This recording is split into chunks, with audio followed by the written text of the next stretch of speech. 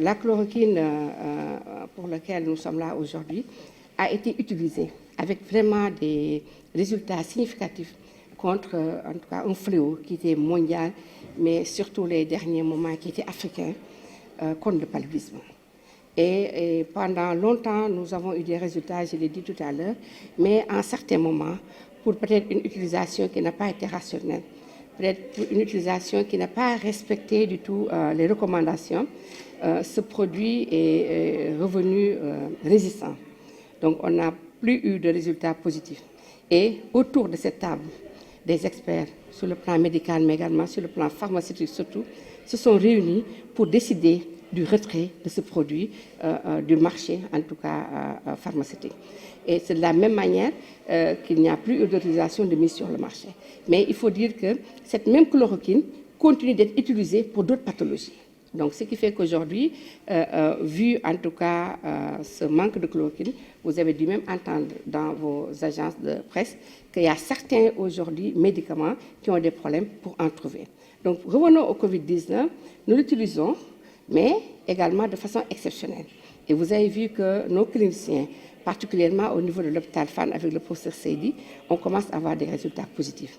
Maintenant, puisque nous avons des autorités de réglementation, à savoir la direction de la pharmacie du médicament, le laboratoire national de contrôle du médicament, mais également d'autres commissions, telles que la commission autour du médicament, telles que la commission de pharmacovigilance, nous avons décidé de nous réunir ici, après avis du CNGE, pour parler de cette chloroquine, pour mieux l'encadrer. Parce qu'il faut dire que nous allons avoir des résultats positifs, mais il va falloir également documenter, mais également faire des publications sur le plan national, mais également sur le plan international. Que des décisions fortes ont été en tout cas recommandées pour en tout cas combattre dans une approche multisectorielle. Parce qu'il faut savoir, pour combattre un médicament qui est contrefait, pour combattre un faux médicament, il faut aller sur une approche multisectorielle et multidisciplinaire. Mais également, en tout cas, le mobile vient toujours de la direction de la pharmacie du médicament. Parce que nous allons continuer également à traquer ce faux médicament. Ce qui est sûr et certain, on aura également une chloroquine qui n'est pas de bonne façon. Ça, c'est sûr, mais également, comme je vous l'ai dit, tous ensemble, comme nous sommes autour du Covid-19, nous allons faire la même chose autour de la chloroquine, mais également de tous les autres médicaments. On utilise un médicament quand il est presque à plus de 90%. C'est comme le vaccin. Donc nous allons sur des prévisions de presque 90 à 95% pour que le malade puisse guérir. Mais également, nous disons que ce n'est pas tous les malades qui vont recevoir la chloroquine. Il y a des protocoles qui sont là, on vous l'a dit. Il y a même des patients qui seront atteints de Covid-19, mais qui vont guérir naturellement parce qu'ils ont des défenses naturelles au niveau de l'organisme.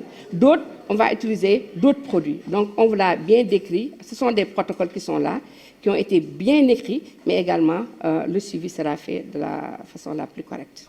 La direction de la pharmacie et du médicament donc, est l'autorité en charge de la politique pharmaceutique. Et pour cela, il doit assurer la disponibilité et l'accessibilité des médicaments. Il gère un grand secteur privé qui assure 80% de l'approvisionnement et le secteur public qui est géré par la PNA. Il a à peu près 8 fonctions réglementaires autour du médicament pour évaluer l'efficacité des médicaments, l'innocuité des médicaments, mais également la qualité des médicaments. C'est ces 3 critères qui font un bon médicament. Et dans le cas d'espèce où on parle d'hydroxychloroquine, comme l'a dit DGS, c'est une molécule qui a été connue, qui a été utilisée pour le traitement du paludisme, avec des résultats excellents, mais à un certain moment, il y a eu des résistances.